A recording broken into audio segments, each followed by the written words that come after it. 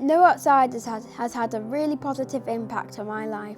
When I was younger, I used to think that I was different and felt very angry because I only had a mum and everyone else had a dad too.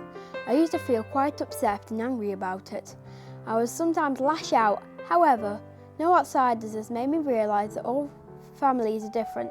Sometimes you will only have one mum or perhaps one dad. You may even have two mums or two dads. That's okay, as long as there's love, that's all that matters. And there's a lot of love in my home, and so there should be.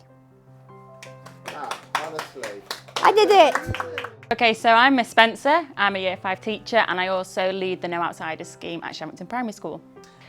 We're in such a diverse world now, full of lots of different colours, lots of different ideas. People need to feel comfortable in who they are, and I think there's lots of pressure on modern society, which, you know, is feeding down to younger generations, and they're feeling more pressured to be the same as other people, or don't I look like that? Why don't I think the same as that? And I just think it's important for them to have confidence in who they are. And I think a lot of those books allow those children to find some sort of connection in there and you know, believe in themselves. And I think it's important to start that at a young age, ready for as they develop into adulthood. I wish it had been around when I was younger, that's for sure. So we've had certain situations that have arisen, that things that you're not trained for as a teacher. Nobody ever says, this, you know, if this happens, do this.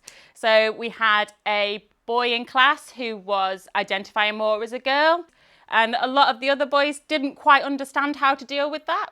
Does he not want to come out and play football? Why is he doing this?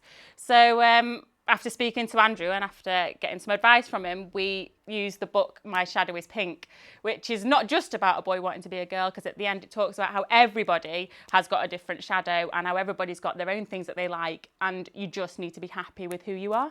So we also had a little girl with Afro-textured hair who was struggling with the fact her hair was quite different to everybody else's in the class.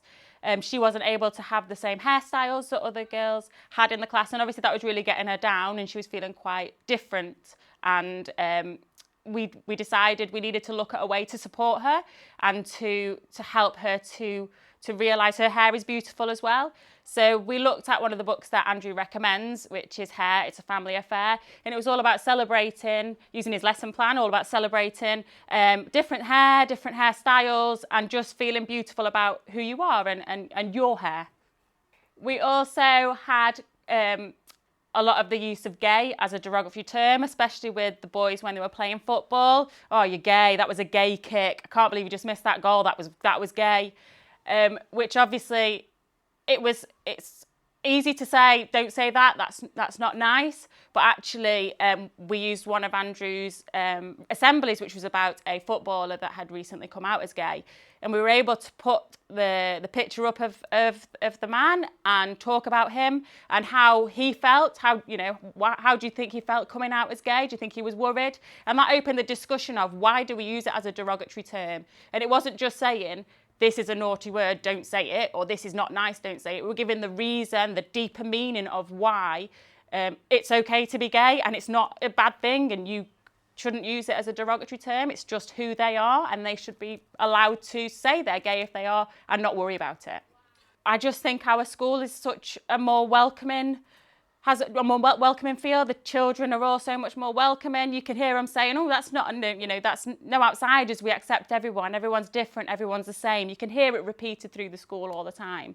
And I think because we start, as young as nursery, doing Blue Chameleon, up to, Year 6 and the more deeper book, The Island, all of the books fantastic for that age group, approaching themes that you might feel not confident to do just as a lesson plan, but using a book to lead that discussion. I just think it's, like I say, it's not just a scheme for us now here at Shavington, it's part of who we are.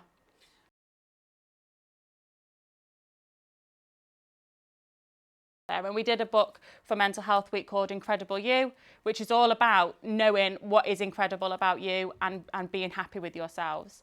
And as a teacher, I love doing the No Outsiders lessons. I love the books. I love the message that they bring. I love the chats that we can then have with my class. And it's like, it's a step back from, you know, maths and English and, you know, all that sort of regimented learning to actually, let's have a chat and let's talk about this. And I feel that's really good for my mental health as well as for my children's mental health, because it just gives us that moment just to be us in our gang.